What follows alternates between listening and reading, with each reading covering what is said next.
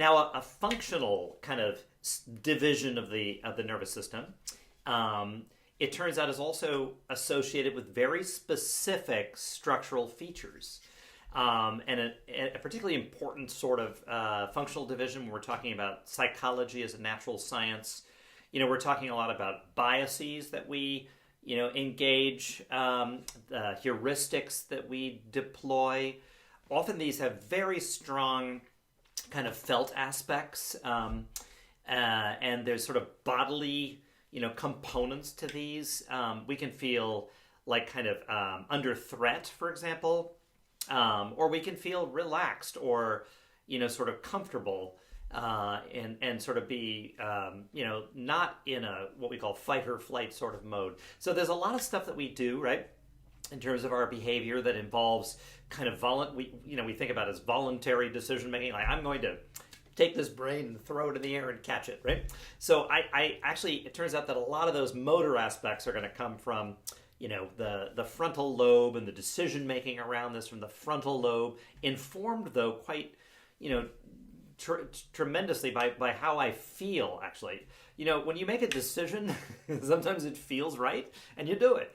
And other times you go, oh no, I'm not going to do that, right? And so we have these kind of more automatic kinds of responses to stimuli in our environments. Certain classes of stimuli can provoke what we call an autonomic response. There can be stimuli that are sometimes consciously perceived, and sometimes they're not consciously perceived. They're unconscious. This is a nod to Freud, right? So basically, there can be something in your environment. Like an example, we could use is you walk into a room, you look out on a sea of faces. This is something we don't do so often at the moment.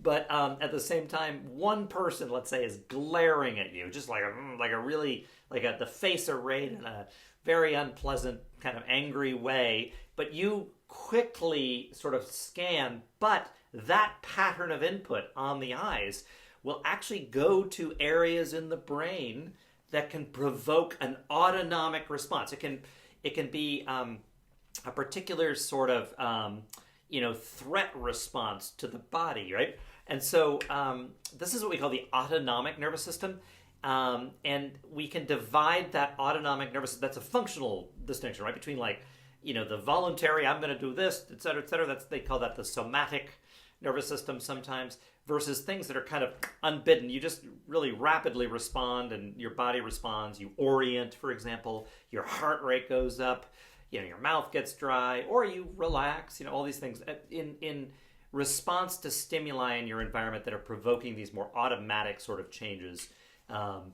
in both body and brain. So we can functionally divide up that autonomic nervous system even further into, the functional components that are involved in fight or flight, right? What the medical students call the 4 Fs, which is fighting, fright, flight, and fornication. So basically preparing the body for action. So this is what they call the sympathetic division of the autonomic nervous system. And it involves the sort of release of glycogen from the liver. So you have more, glucose and energy, available for action. There's changes in blood flow. The extremities get, far less blood flow. More goes to the legs and the trunk. There's dryness of the mouth. There's sweating. There's pupillary dilation. There's all these things that occur in response to sympathetic activation. And what's interesting about this is if you look at this sympathetic nervous system, and that's, sympathetic division of the autonomic nervous system, that's a functional, description of, parts of the nervous system that are involved in fight or flight, right?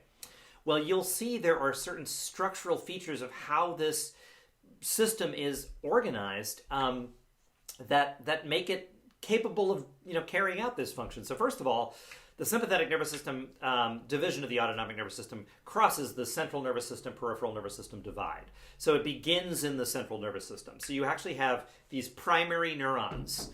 These are, they've got like a cell body, right? And they're going to be receiving, information from higher levels of the CNS, but they're arrayed up and down your spinal cord in this, what we call a nucleus. It's a clump of gray matter located in the spinal cord. And then they have axons, they have wires that leave, and go to ganglia, because now we're going to be in the peripheral nervous system. So you got a clump of gray matter, right, called a ganglion, and there's going to be a synapse there, right? And then there's going to be another cell, another neuron, that's going to project out to the various organs that are going to be impacted by sympathetic activation. So a fight or flight response. So like the heart, for example. And this next neuron that goes out to the heart, for example, is going to release a neurotransmitter, a chemical at its end, onto, cells in the heart. And it's going to provoke, more rapid, heart rate. So you're going to get increased heart rate as a result of activation of this sympathetic nervous system. And what's interesting is the chemical neurotransmitter that's released by this neuron onto the heart, part of the sympathetic output to the heart, is a neurotransmitter called norepinephrine. And so here you've got a system where you've got, a set of neurons that are located in the spinal cord, what we call the primary neurons. They've got sort of short axons out to these ganglia that run up and down the spinal cord. They're called the sympathetic chain ganglia. They're all linked together, right down here on either side of your spinal cord. And then they've got, neurons there that'll project out to, for example, organs like your heart, releasing norepinephrine to increase heart rate. So it's interesting because the neurotransmitter is the same. The sort of source of the primary neurons is the same. The sympathetic chain ganglia, that's a specific kind of structural, organization that allows for, you hit a certain threshold, and those ganglia out here, by the way, are all interconnected by synaptic, connections too. So you can hit a threshold and then boom, you get a very powerful, sympathetic kind of response. So if you ever, like, for example, stepped off a curb by accident and sort of fall forward, you've got powerful, kind of sympathetic division of the autonomic nervous system activation. You'll do things like freeze, you'll orient, your heart rate will be going faster. All those things will be a consequence of, sympathetic activation in response to that stimulus, that sudden, drop and, fear in some ways that you're gonna fall. Now, if we take another division of the autonomic nervous system, sort of the opposite, this is called the parasympathetic division. This division is sort of signaled by stimuli that provoke, less threat or, concern. There's not as much need, for, energy, preparation and availability. So it's more about sort of conservation of energy. And, there could be nice calming stimuli. You come home, maybe you have a nice, chair you sit in or something. I don't know.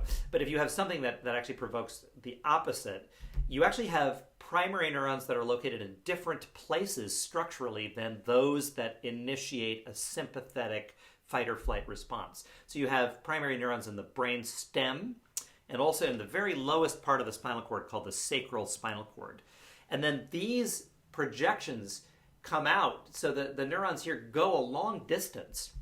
In fact, those coming out of the brainstem, they form a big cranial nerve, or components of a big cranial nerve called the vagus nerve. And they're going to go to ganglia that are actually really close to the organs that they're going to be affecting. So at the heart, the vagus nerve go to the heart and then release a neurotransmitter onto a ganglion cell there, which is then going to release a neurotransmitter onto the heart, which will slow down the rate of the heart.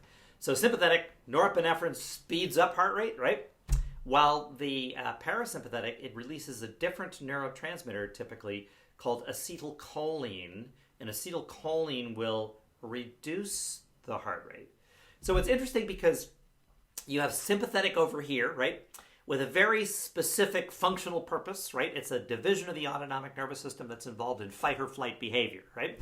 And that's definitely a component of a lot of, interactions, social interactions and social decision making that we engage in, right? Like if something's very threatening, you're going to respond in a very specific much more stereotyped, much more rapid kind of response that is involved in, dealing with the circumstances that you're engaged in at the time.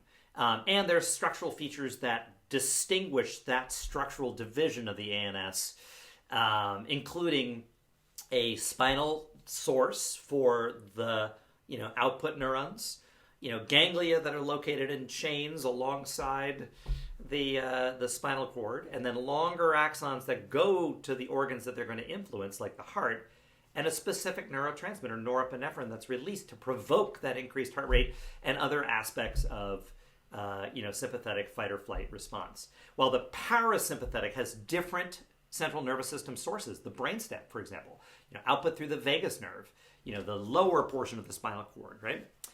It has different functional aspects. It's going to be involved in, the medical students actually call it SLUD, salivation, lacrimation, which is crying or tearing, urination, and defecation.